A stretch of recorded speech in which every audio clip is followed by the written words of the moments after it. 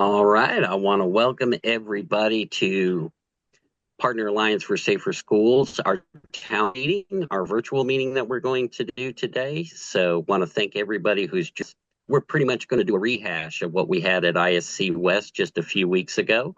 So, we're going to go and get started. I'm going to do just a few things of kind of what we talked about at the town hall, and then I'm going to introduce our experts that have come from our technical committee to talk about the new Rev 7 and some of the changes that we've made. So welcome everybody.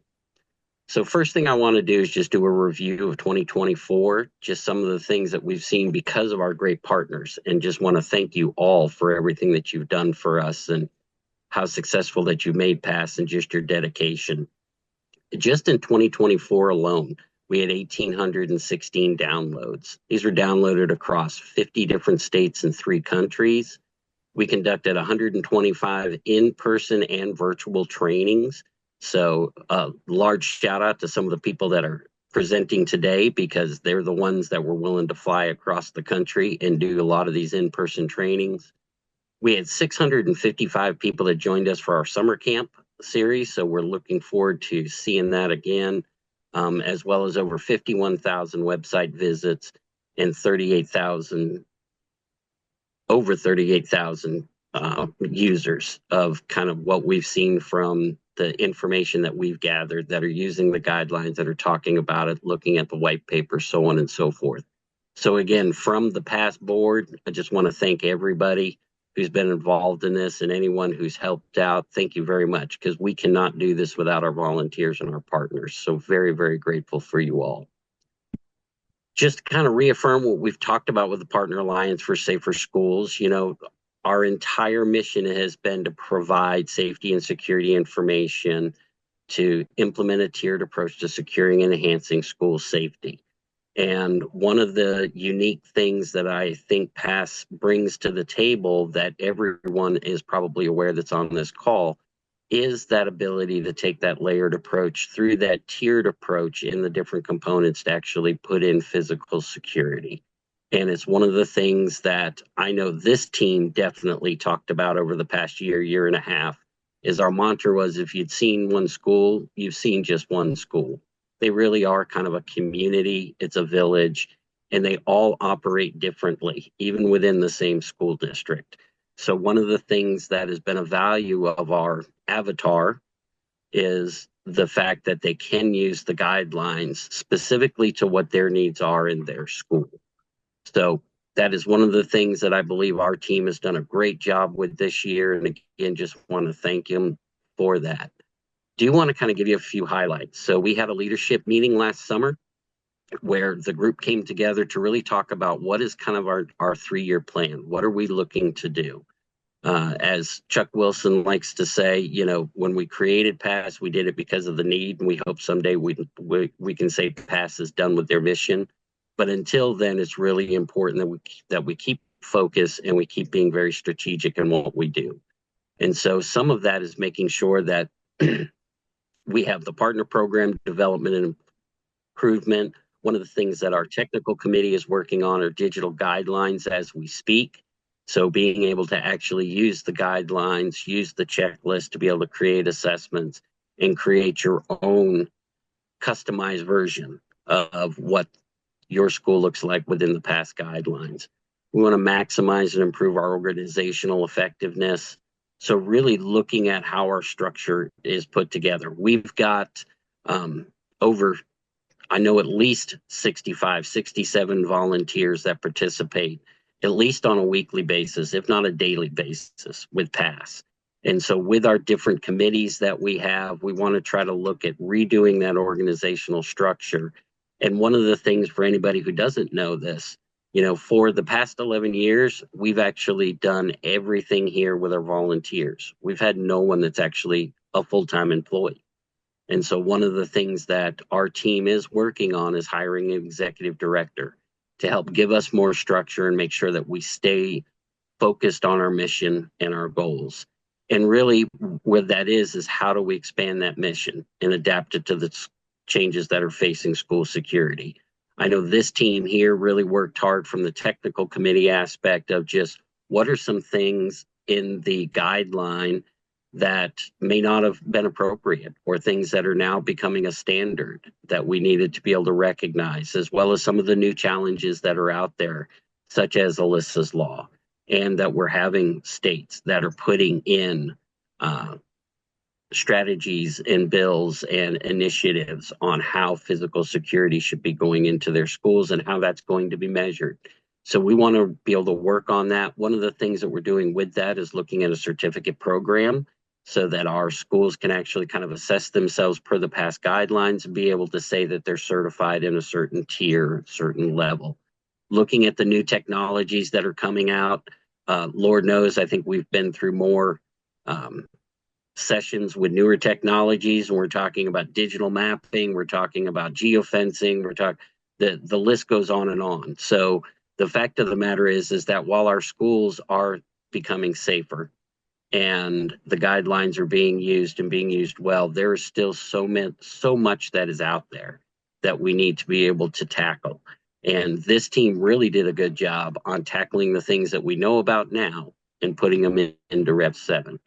So with that, I want to introduce our presenters. You know, one of the things that is been special for me to be able to participate with this team is just how amazing that the people are that we have. You know, I'm just so grateful that the people that work with the past team really have a servant attitude.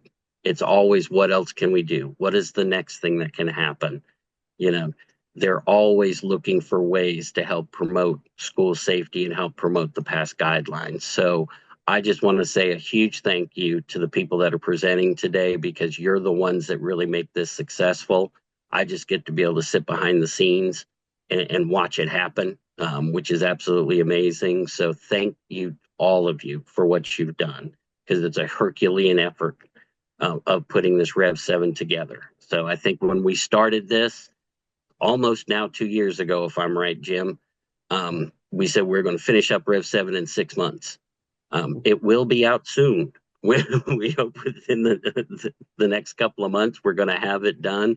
But there was a lot more work than we realized, and a lot of things that we really had to be able to focus on and make sure we got correct. And this is the team that really spearheaded to make that correct. So I want to start with Jim Crumbly with Risk Response Solutions. I'll let each one of you kind of introduce yourself, and then we'll move on to Stacy Dentz, Director of Operations, I believe, for CareHawk, and then to Will Nair, who's going to talk about our digital infrastructure layer with iPro Americas. Will did the lion's share of making this new layer possible for Rev 7. And then with Guy Grace, who's going to do some district updates, and then Mike Garcia, who's going to kind of finish us out. And then we'll have a few things and hopefully have some time for questions at the end. So Jim, you want to take over with kind of some of the things we did with video surveillance? Yeah, absolutely. Absolutely. Jim Crumley, I'm based out of Atlanta, Georgia. Our company is a integrator, but I began life really in this industry, working as a consultant and doing threat mitigation work. And slowly over the years, ended up becoming an integrator and becoming involved with PASS since the very beginning. Scott mentioned one word I wanted to emphasize, that our avatar. That's what we constantly look at as our marketing focus, so to speak. It's not really the consultants, the experts, the integrators, the manufacturers that are out in this industry. All of them are extremely important, but they're also very, very knowledgeable. What we've tried to do is develop the guidelines that would help that administrator who's sitting behind the desk and really is not sure what to do, what steps to do, and what to focus on and what to prioritize. So the consultants, the integrators, the experts, the SROs all can get a lot from the guidelines, and obviously we want them to be used by them, and they should be used. But our focus is on the administrator, that person that really is trying to figure out the budget, the priorities, and keep things going. So as we talk today, remember that, and just remember that the guidelines are available for you to use to build on your platform and your system that you have in place. Video is constantly changing. It is so different from when I started in this industry back in the late 1980s, going with DVRs and video recorders and changing tapes. So we're trying to keep up with all the changes that are coming down the line. And I think you'll see that within the guidelines. Now, remember, as we do these tiers and we talk about different tiers today, the tiers are not really stepping stones. They're almost better described as building blocks. You start with a foundation of tier one and you build upon that foundation going to different tiers. So you don't automatically look at something and go, oh, I need to be at tier four. You need to have a good tier one in all these areas while you're trying to build on it. Then you can decide to add things to it. So within the guidelines themselves, and going back to our avatar, one of the things that we've done is that we want to help educate our avatar, our end users. So we've established operational requirements for each camera that involves step one would be detection, moving to observation, recognition, and identification.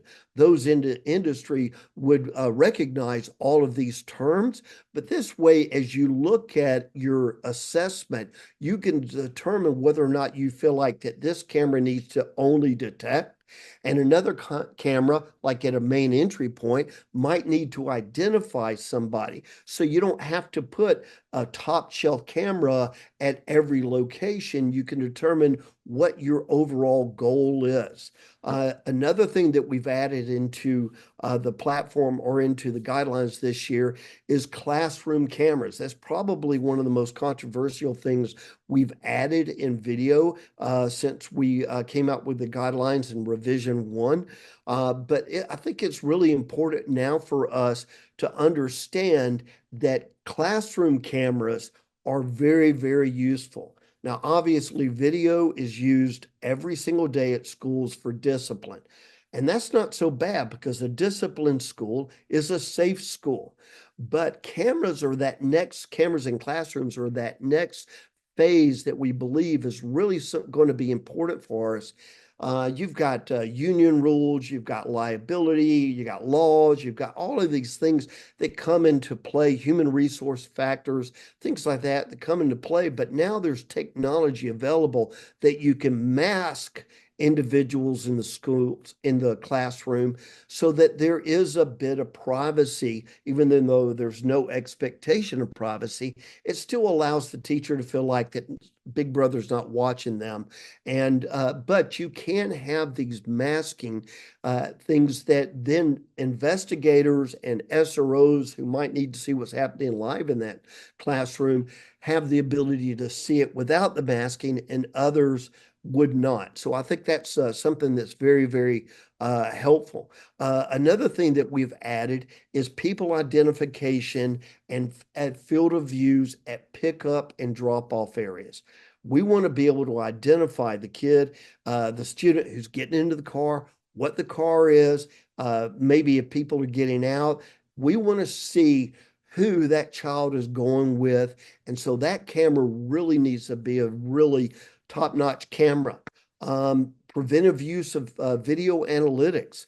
So we've got the ability to do noise detection, calls for help, people identification. If you've got somebody on a watch list, a lot of these analytics have gotten better and less expensive. So as schools have begun to build upon their foundation on video, we want them to start taking advantage of video analytics, even brandish weapon analytics. We've got that now as a tier four, which we've always hesitated to put it in because the technology was relatively new. But we feel like it is something that can be useful if you have other things in place before you start investing in brandish weapon analytics. But these type of analytics are very, very important. And the last thing, and I think I want to mention in the minute I have remaining, is the unification of access control with the video surveillance system. We want a unified platform, a single pane of glass that allows administrators, SROs, law enforcement who are responding to a problem at a school, an incident at a school, to be able to control all the physical security platforms from one focal point. That way, you're not pulling up different platforms, different software packages. You have everything together. And that is new for Rev 7. We do believe strongly that this is the future as we are all working hard to keep our students safe and to have a disciplined and controlled school environment. All right. Well, thank you, Jim. Appreciate it. Thanks for bringing all of the things that we did there with the video surveillance. And I think it is important to kind of note when you talked about those field of views and things like that, when we first started this, we were talking about a 2 megapixel camera was that was maybe the standard because that was the newest one that was out, and so when you're talking about 4K and 8K and, just how much that's advanced of just making sure that buying decision is one that's done well and is educated so that we're getting the right field of views and things that we like. So really appreciate that, Jim. All right, Stacy, I'd like you to kind of hand it off to you. So Stacy, go ahead and introduce yourself and tell us a little bit about some of the communication updates that we had, and we'll go from there. I sure can. Hi, everyone. I'm Stacy Dins with CareHawk. I'm the Director of Product Management, and I'm new to CareHawk, but I've spent 25 years of my career in school communication. So I'm happy to talk about the communications component updates. So the team that worked on this had three kind of main goals in mind. One, they wanted to make sure that they lifted the language up to represent current technologies that schools are using, to try to give an eye or a vision on emerging technologies that are showing up for school safety and security. And then, as always, the PASS committee is focused on improving the safety and security of students and staff in our school buildings. So with those things in mind, there were three key improvements or changes to Rev 7. The first I'm going to talk about is the district-wide approach to unified communication. So this idea of being able to network your public address systems together to give a unified district-wide response. Great example of wanting to do that is a community incident, or maybe a weather emergency that would cause a school district to want all their schools to respond to the same emergency at the exact same time. I think you'll see a resonating idea of reducing response time with improving how fast we can communicate, right? The whole idea is being able to respond as fast as possible to these emergencies to bring safety and security closer to the students and staff. So the other idea here around unified communication is connecting the disparate systems in a school together. So whether it's public address, if it's intrusion detection, access control, your VMS camera systems, allowing them to be connected to each other. So when there is an emergency, one person can press one button and you get all these systems working in concert together to provide emergency response, whatever that may be. The second place was focus is adding a visual component. Obviously, the communications component in all of the tiers and layers focused on audio. We're adding visual communication to those tiers and layers today.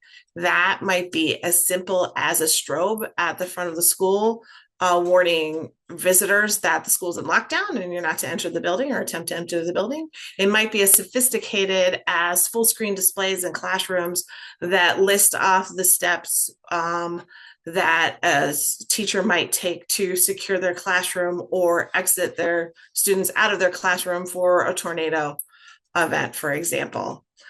That visual component also helps give ADA compliance to school districts and, add richness to the communication that's already there from the audio component. And then the last section is recognizing the value that panic alarms are bringing to emergency response in today's schools. So in Rev 7, the guidelines will call for in Tier 1 to have a panic button, not only in each building, but also in each classroom. And this panic alarm will be connected, so it provides an automatic signal to local law enforcement, again, improving that response time, getting them to the emergency as quick as possible. And then in Tier 2, calls for the panic alarm to actually be a wearable device for staff. Again, faster response when that device is right on your person. And to tie this all up, then at the end, the idea that these panic alarms are connected to the public address system, again, back to that unified response of all these systems working in concert with each other. And with that, I'll pass it back to you, Scott. All right. Well, thank you, Stacy. And I think some of the things that are really important that we saw from the changes in Rev 7 was being able to respond to some of the initiatives and the legislation that was out there from the Alyssa's Law aspect and how to do the panic alarms. A lot of that was very well intentioned, but maybe not necessarily well written. And so that's one of the things that the team really wanted to work hard on, was how we could address that in that approach that's going to be able to help all schools, and so that was one of the things I think was a great change and revision that we did with the communications component, as well as that visual communications component. A lot of that had started coming up just over the last 6 or 8 months, of having that visual aspect of what is going on. And we've really seen over the last, I would say, almost 8 months to a year, we've seen kind of a change of what our educators are looking for from that response aspect of making sure that our audio and our visual systems are aligned with what we're doing with our response. And so those are some of the things that we needed to do. And we did the communications update, is making sure that we were addressing those in a way that the schools could really be able to take advantage, again, specifically to what it is that they need for their school. Because there's a lot of states that have implemented some excellent, I guess the word, I don't know if I'd say requirements, but what they're looking for from the panic alarm and the response aspect, while there's others that are still trying to figure it out. And so I think it's really good that we had those changes that would allow us to be able to move forward into how we can do this and how we can do it in that holistic approach to security, and not just trying to nail down that this is what we have to do now, so let's try to make that happen. We can actually look at it for more of a strategic approach. So with that, I'm going to hand it off to Will. Will, would you introduce yourself and tell us about the digital infrastructure layer? Because Lord knows it was an education for me over the last 12 months as we worked together with this. And absolutely, and thanks for having me, Scott. So my name is Will Kinnear. I'm the Global Cybersecurity Advisor for iPro Americas. And I got approached a little bit ago by Chuck and Scott to do a digital infrastructure layer. So initially, we kind of focused on cybersecurity, and then we moved it out to just kind of digital hygiene in general. So our approach for this was to kind of look at it as, if you are a advanced cybersecurity person, or if you are just kind of getting started in cyber, maybe you're the math teacher, or maybe you're the English teacher, and you've all of a sudden been given cybersecurity over for the organization, where can you start out? How can you kind of approach this?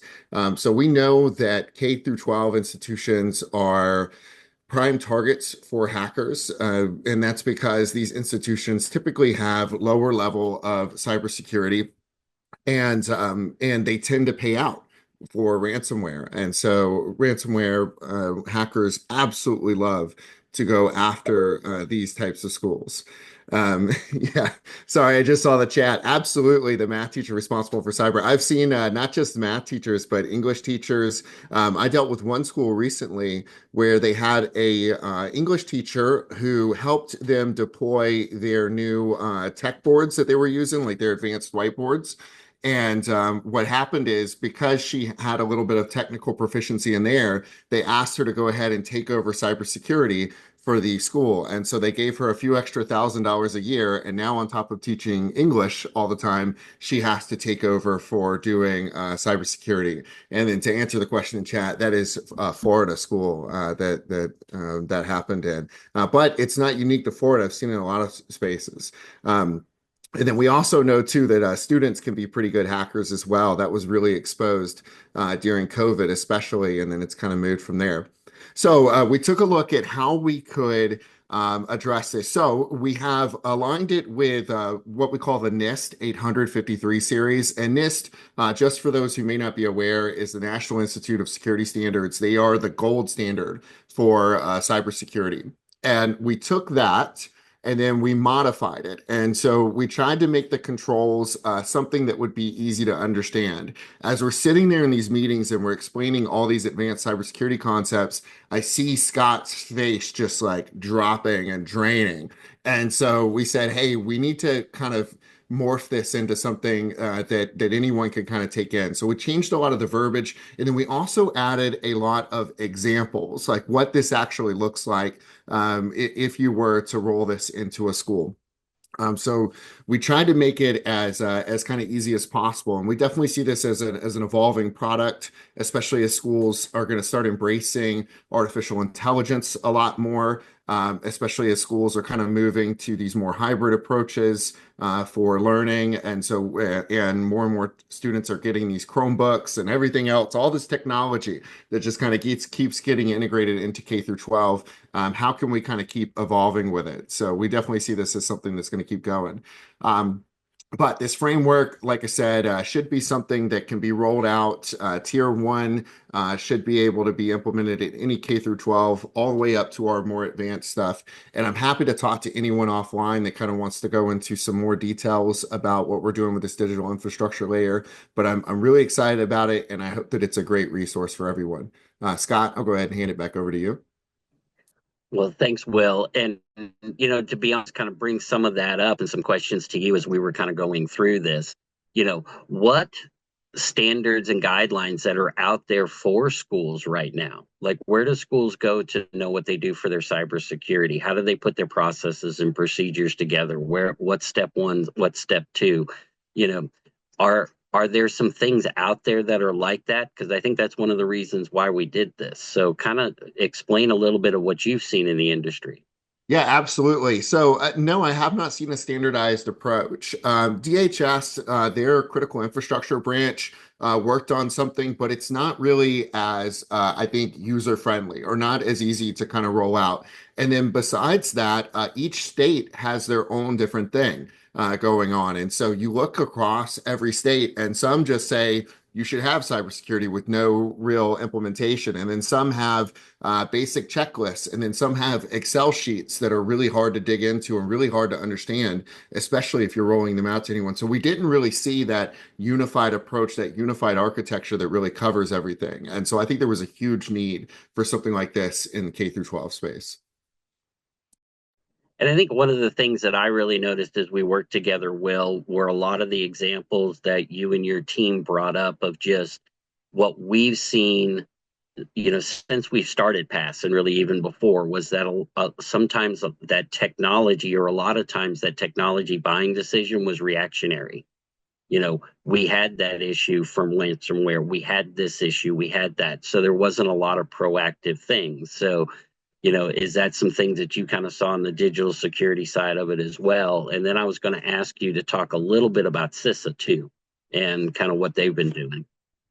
Yeah, absolutely. So I'll start off with the CISA portion of it. So DHS has the critical infrastructure agency that is responsible for providing not just cybersecurity controls. They provide a lot of other stuff too, like business continuity plans, disaster recovery plans, all kinds of other stuff. And they are working and have developed a K through 12 process. But here's the problem with DHS CISA. I love them. They're a great resource. They're great people to use. But we all know that with some of the current things that are going on, they're experiencing a lot of layoffs. They're experiencing a lot of shifts. So I don't know that they're going to be able to hold this baton, and they're going to be able to run with it. And that's why I think people like us coming in, not just what y'all do with the physical security controls and all the other stuff y'all do, but the volunteers that are coming in for the digital infrastructure layer are so important because we are volunteers, because we can't come in and maintain this. We can make sure that it actually stays on track. And then I apologize, Scott. I forgot the first part of your question. My first part was, what we were, what we talked about the standards and that sort of thing. But, um, you know, what were some of the things that you were kind of seeing, of it being kind of those reactionary and, those type of things that we discussed before? There was a lot of things that the team had kind of brought up of those specific examples of, well, we didn't have this Oh, process yes. or we didn't know about this, so go Yeah. into a little bit of that.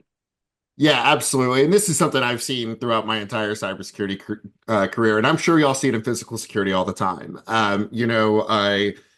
It's not important until an incident happens, and then once an incident happens, all of a sudden it becomes incredibly important. And we see that all the time with K through 12. K through 12, they'll go years and years and years without anything major happening, and then all of a sudden they'll have a whole district go down for a ransomware attack. Ends up costing the district $5-10 million to do the whole remediation, and then it goes, oh no, this is actually a big deal, and we need to invest in cybersecurity for this. And so hopefully this will be much more of a proactive approach that they can do instead of this reactionary approach after someone gets compromised. And here's the bad part. Y'all have probably seen this a lot too on the physical side, is that after something happens, then they try to roll out cybersecurity, but they do it just mass slap as quick as possible, to put the band-aid on, and then the program just kind of gets neglected, and it doesn't really end up meeting long-term what they were trying to do. It's just kind of a temporary fix, a temporary solution. So a lot of what we focused on here too was not only setting up these controls, but how do you audit these controls? How do you maintain these controls? How do you continue your cybersecurity hygiene long term? And so hopefully with everything that we've set up in here, we're giving K through 12 the resources they need in order to attack these cybersecurity issues long term instead of just a short term band-aid fix after an incident. Thanks, Will. Well, you all can see this is, when my brain started frying was about the first 30 minutes that Will started talking. So I really appreciate everything that you and your team did with the digital infrastructure. And I think it is a much needed thing that we're really happy that we've added to the Rev 7 guidelines. So, Guy, I want to hand it off to you. Would you go ahead and introduce yourself and talk to us a little bit about some of the changes we did from the holistic and interoperability approach, and just kind of talk to us with some of the things that you had discussed when we were at ISC West as well? Well, first of all, I want to thank everybody that's here on this, attending this webinar. Obviously, we know this is an 80,000 foot view of the past guidelines and the revisions that we've done for Rep 7.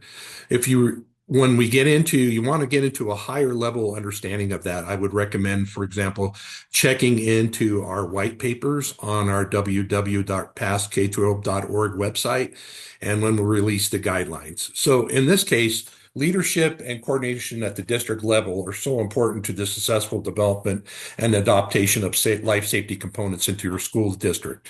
And what we're talking about here is, with the Rev 7, is a unified life safety approach.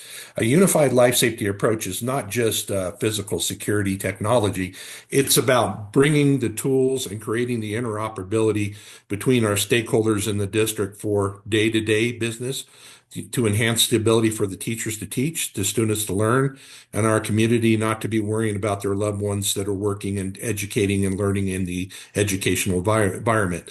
So what we do is, we are agnostic in PASS, and what we do by agnostic, I want to be quite clear on that. When we're doing the district-wide layer updates, for example, everything that we endorse is basically the ability to get to the means of implementing a unified life safety approach. So, for example, when there are many ways that you can do a duress system, for example, and we cover that in our guidelines. And there are many ways you could do a mass notification system and a communication system, and we cover that in the guidelines, and we're agnostic.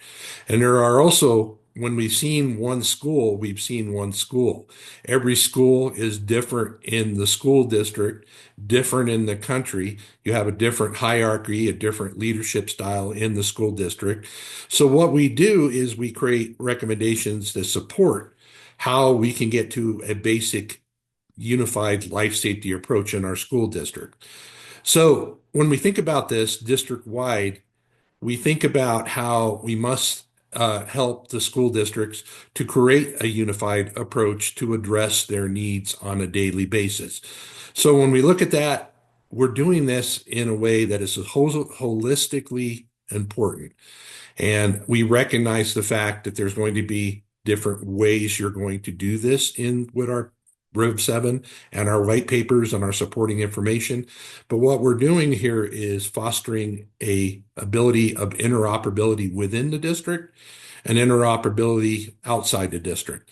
So when we look at the past continuum of the folks that have contributed to Rev 7 and been involved, we've had security directors, law enforcement, experts from the different vendors, competing vendors.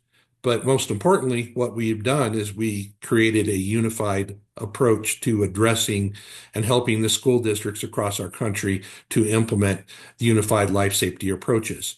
So when we look at this, for example, the expertise is, we had a question in the chat, was a really good one. Is this addressed for the someone that doesn't know anything about school safety, for example, or implementing unified life safety technology in their district? Yeah, it's there to help those types of people, but it's also there to also help and support folks that have been doing this for a long time and helping them to get to a greater picture of interoperability and helping them to implement bonds and other school safety grants and other information, obtain that information to help them going forward to addressing this. So when we look at this, it's so important for us to think about, how are we doing this? How are we monitoring? How are we creating that interoperability? So you see in our guidelines, many districts, about 30% in our country right now, are building security operations centers, for example. And what a security operations center, that could be a law enforcement center, 911 center, or that could be a school safety center or school security staffed by school safety professionals within the district. And what we have done is we have covered and put those those recommendations of how all of those things can work together to support a security operations center in a school district. And then when we look at this, of the layers of protection and the components that we put together, most importantly, none of these systems can work on their own. If you think about that as a school safety, as a school security director, in my past, none of these systems can work on their own. And what we have done is we have realized that and fostered how a school district could unify all of these systems to work together as much as possible. We have a lot of thought on active shooters on a daily basis, for example, but most importantly, what we're here and what we recognize, there are many types of situations and hazards that could happen in a school district. And those are, how do we unify those systems to deal with the all hazards approach? And those are the things that we've laid out. But most importantly, I want to point out, how do we foster the day-to-day ability of the teachers to teach and the students to learn, and for our communities to foster? That's what we've done with these new guidelines. And thank you. Well, thank you, Guy. And I think, one of the things that I really appreciate with what you've done and what you've helped us out is to really make sure that we're thinking on that big picture type standpoint, and there have been some questions a little bit in the chat of, what are we discussing and what do we have happening here? And I think, the most important thing is that, this is our 7th revision. So we've actually done revisions to this guideline 6 times since it first came out in 2014. And I think one of the things that's important, if you'd spend just a couple minutes on this, is you saw revision 1 and we're doing a lot of the things that were there. So what made it work for you as someone who unfortunately had already had a tragic incident in your district, and how the past guidelines actually assisted you as someone who had been doing it for what, 20 some odd years before you met PASS? For example, it was a, you can never go into being a security director, emergency planning director as saying you know it all. It's a constant learning experience for yourself. And as you know, as you stated, several tragedies in our school district, for example, where I retired from, we had these incidents. But what we looked for was, how do we build better? How do we assess the situations that we have and the hazards that we need to overcome? And that's what the guidelines helped us to do, was to overcome those challenges. And then when we were looking for funding and educating the public for example, like when we applied for a grant, we used the guidelines to help spec the narrative out for those grants. But we also used the narratives from the past guidelines to communicate to the public of our community in depth of what we are deploying in our K through 12 school districts. As a person that works as an educator in my function now, what I do, I'm not into sales, I'm into education, for example. And what I do is help folks to understand what unified life safety approaches mean in school districts, for example.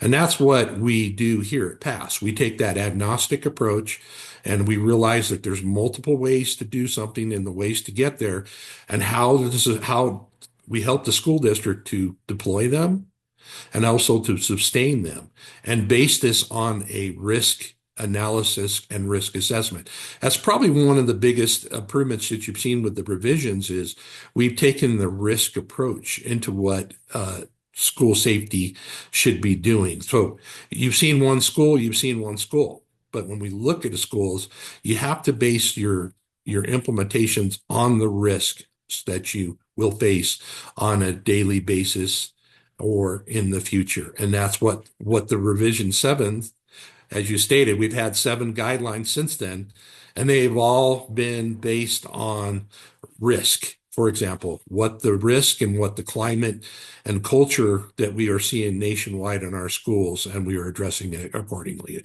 as much as possible. All right. Thank you, Guy. Appreciate it. And thanks for all your help and everything that you've done on this new revision. So, all right. Mike, I would like to hand it off to you. Would you go ahead and introduce yourself and tell us a little bit about the access control stuff that we have made some changes in Rev 7, and go from there? Scott, I would be glad to. But first, I want to congratulate you, sir, for your award a couple of weeks ago at ISC West, PASS Volunteer of the Year. Well deserved. Thank you, Scott, for everything you do and have been doing for the last 10, 11 years. And, still going strong. It's just almost seems like we're just getting started, right? Because everything's kind of coming to fruition. And so me, I'm basically a spokesperson for this access control component that we're about to talk about. But I want to start by not only giving props to Scott, but Jim and Will, Stacy, Guy, Rami, everybody that's involved in this. There's many, many people. It's not just these faces, Brady Bunch that you're seeing right here. There's a lot of people involved in this, and it's a beautiful thing because, some of us, there's a lot of experience in this group, and we come together, and it doesn't matter what company we work for, where we came from, what we're selling when we get off of the call, or what, it all home runs into a mothership that says, hey, we are here for one thing and one thing only.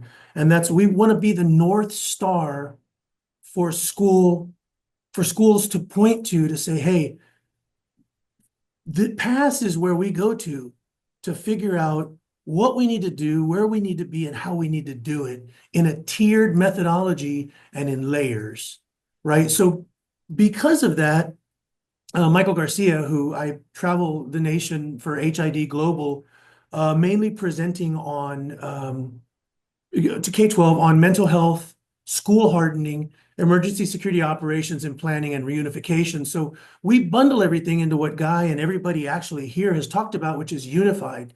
That term unified, you'll hear it a lot here in this hour. And it's exactly where we're going with it. We want to be able to command, contain, control, and communicate with this access control component being the central nervous system for a school district to have visualization, actionable intelligence, and situational awareness into the entire district, a district-wide focus, not just, equitable district-wide focus for security, not just this campus and this campus, because at the end of the day, what Guy ended off with, managing your risk, is where we want these schools to be, right? So I want to very quickly talk about what PASS is not, right? So we're talking about what PASS is, and the concept of being able to give school safety and security leaders a place to go to, a free download to 3-hole punch, put in a binder, and get going. Figure out what you've invested in security so far, and then where you're going to go in the future and where you need to go so that you can manage your risk on a daily basis when you get to that point. So what PASS is not is we're not a clearinghouse, right? We're not a research-based kind of component. Instead, we actually put the pieces, like think Lego. We put these Lego pieces in place for a district so that you can go in there and you can say, okay, what tier am I? Am I a tier 1, right? Am I a tier 2? Right? And then from there, when you figure out what tier you're at, now you can start figuring things out from the perspective of, hey, my risk assessment says this. The past guidelines are here, and this is where we are. Now we have to look for funding. How do we do that? Well, when you're applying for a grant and you put in there what you need to get, you're a tier 2, what you need to get to be a tier 3, you're more apt to get it when you know what you're going to do with the money, right? And right now, it's an interesting time because you have federal grants, you have state grants with the legislatures coming up here real soon. So we really have to be cognizant and knowledgeable of what we have in our environment from an access control perspective, but also from everything that clips into that access control so that we can understand where we need to go to get the next tier up in our progress. Tier 4 is the highest tier. And as you download and understand the past guidelines, you'll see that, and you'll really begin to figure out where you are. When I go to schools and I present and they ask me, hey, what's the first thing that I need to do? Is it a risk assessment? Because that's what you've been talking about. Well, my answer to them is download the past guidelines. That's the first thing you need to do. And I'm going to ask a favor of everybody attending here today, and that is please spread the word. Please, you're our best advocates out there for PASS. And once you leave this phone call, once you leave this conference call, go out there and let your peers know. If you go to an education service center or to a BOCES and you're part of that, let your peers know, whether it's technology, facilities, maintenance, whatever you're involved in, let them know that PASS exists. Let them know that it's completely free and that the PASS volunteers have dedicated pretty much outside of their working lives, have dedicated their time and efforts to paying it forward so that we can protect America's school-age children, our teachers, our administrators, and our staff. So getting into the access control component, we got the new door lock matrix, pretty self-explanatory. If you look at the classroom doors, closed and locked at all times, we really tossed that around a lot. We did do some research on the market, and we talked to many school safety directors, Guy Grace, of course, being there, Jim Crumley working with schools, Scott as well. We all got together, and this took a lot of time because we really had to figure out almost where the market is going, right? When the classroom doors closed and locked at all times, that means different things to different people. But as Guy mentioned, you've seen one school, you've seen one school. So there will be variables in there, and you have to understand that when you do look at the past guidelines, you have to look at them as to where your school is. And one of the things that we really are proud of is the Secure Visitor Entry Center. Many of you might know that as vestibules. Some of us from the old school, government days know it as man traps. But there is a really, really nice section and white paper to go along with it on the Secure Visitor Entry Centers. And guess what? That's where it all starts. That's the entry, the key word being entry, is the entry into a school. So please download the guidelines, take a look at that secure visitor entry center piece. It's new, it's improved. It almost sets a new dynamic for secure visitor entry centers in K-12 across the board. I got a couple of more minutes here. So all I want to let you know is that, you know, when I look at leading practices and lessons learned, you know, from all the practitioners and consultants in past, and we learn things, one thing that I learned is when I'm presenting to school districts across the nation and I'm presenting to school safety directors, I'll ask them, where do you go to find out where you need to be from a school safety and security perspective, from a requirements mandate perspective? A lot of them will go to their state and they'll say, well, this was legislated and this was legislated. Like in Texas, it's chapter 61, subsection CC. Well, we have to put fences and we have to do glazing and we have to do, right? It really is a hodgepodge depending on the states you go. So what PASS does is it helps pull that together and it helps us understand how, you know, we're go from a disparate system to an interfaced system to an integrated system to a unified system. And doing this as the PASS, as a group of PASS volunteers, we bring all of our information, all of our knowledge, all of our lessons learned as practitioners, and we're stronger together. That's one thing you can take away from the PASS group is we're stronger together. Basically, we're not just building something here with the Rev 7, the new version.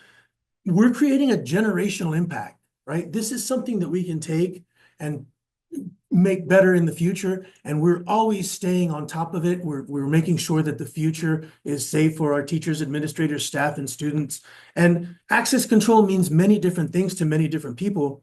You know, so PASS just wanted to make sure we covered them all in the K-12 environment, made sure that we have this unified architecture in place so that no schools get held hostage by any vendors, right? We have to understand that as an open, flexible, and scalable environment, we're able to take whether we have 4 schools, campuses, or 40 school campuses, we're all on the same page. We have the single set of, you know, platform, a dashboard environment to manage our access control, and everything goes in there.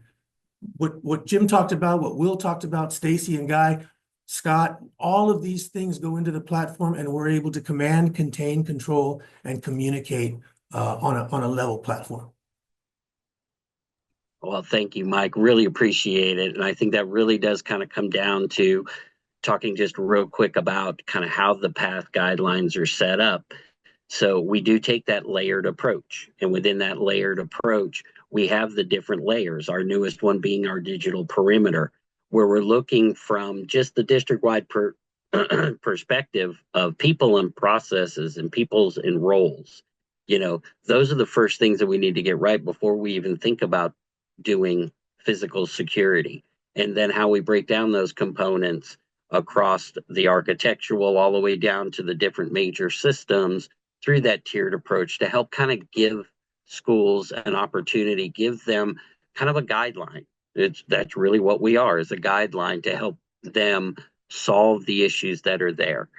And really, we were set up to be able to say, what should we do and how do we prioritize it? And it kind of comes back to our most sought after slide. So whoever put this together was absolutely brilliant.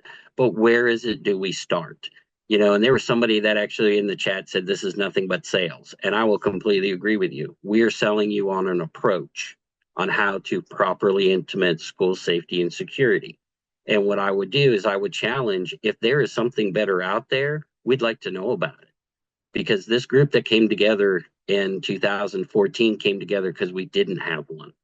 And so these guidelines really are put in place. And the reason why we are so passionate, I know these people are, I watch them do it every day, of just getting this word out. If there's just one thing in this guideline that helps schools be more safer and not have to make reactionary decisions and not have to have something come up that they did not know about until it actually happens.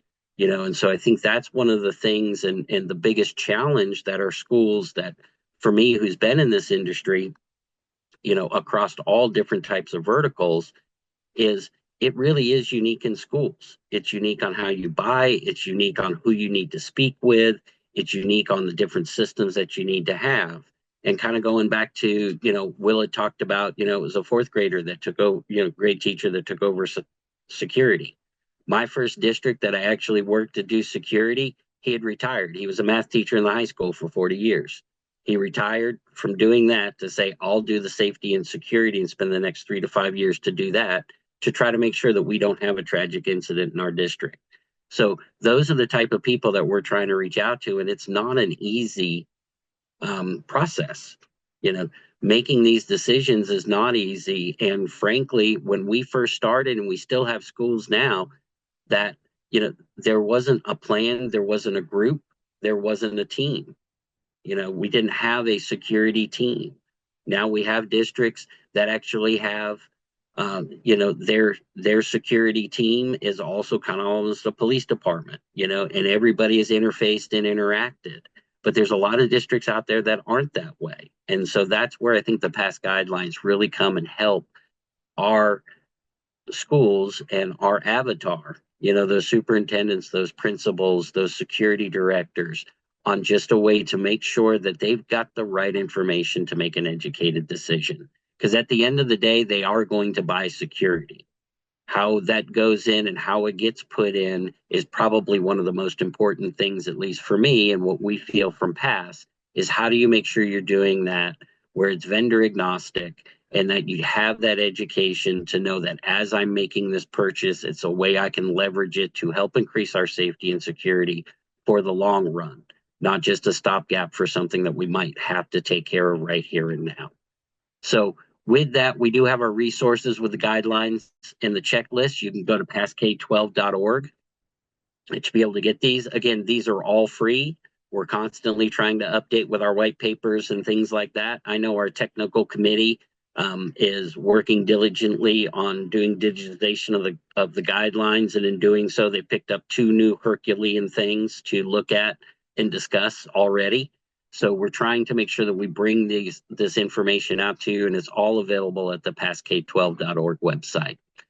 Just a few things. Want to let you know that our past summer camp will be coming up. We are still looking for topics. So if there's anybody here who has a burning topic that you want to put in the chat, that would be great. But we're looking on our summer camp of making sure we're addressing the real world things that are happening right now, and trying to find the appropriate people that are around that can help us with that. So one of the other things is anyone who is a past partner, or a school district, what have you, they're all past partners who come of making sure that we get some feedback on anything on our training. Right now, our training out of 100 evaluations, on average, we're having 96% is excellent and 4% adequate. So that's pretty impressive considering we haven't done an update to our training in a long time. That's one of the initiatives that we want to do, but I think it's great that we have that and we have that opportunity.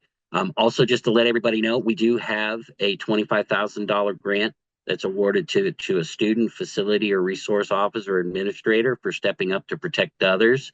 So please look for that information on the PASS website. And if you know someone who would be worthy of that, please let us know. At that, I believe we're getting very close to the end. So in conclusion, can I get just a couple of quick comments from each one of you? I'll start with you, Jim, and then Stacy, Will, and Guy and Mike, and we'll close it out. All right, great job, Scott. Thanks a lot, everyone. Yes, just in closing, we understand that it is very difficult for administrators to set up security. There's lots of conflicting responsibilities, and we want to do everything we can within PASS to help that individual who's responsible for the safety of our students, which is our future. All right, thank you, Jim. Stacy, you have any parting comments? Just to comment, in the few short months I've been working with all of you, I want everyone on this webinar to know the dedication that these people have to ensuring that our schools are safe and students are safe. And I'm grateful for all the work that you guys do. Glad to be a part of it. Thanks, Stacy. Will? Same. Thank you so much for having me. Thank you letting me be a part of this. If anyone has any cybersecurity questions, I'm always here to answer them and always happy to help out. Thank you all again. Appreciate it. All right, Mr. Grace. First of all, I want to thank everybody for what they do, this committee.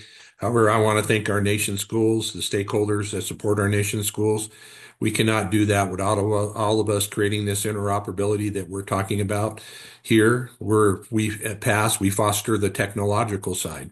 And as we would say to folks, it's just we have to continue to make our schools as much safe as possible and our communities safe as possible. It takes a team to do so. So thank you for being here in this presentation today. Thank you, Guy. Appreciate it. And Mike? Yes, thank you all. And I know your jobs are very, very hard. Believe me, I've been doing this 20 years and it has never, ever, ever been easy and probably never will.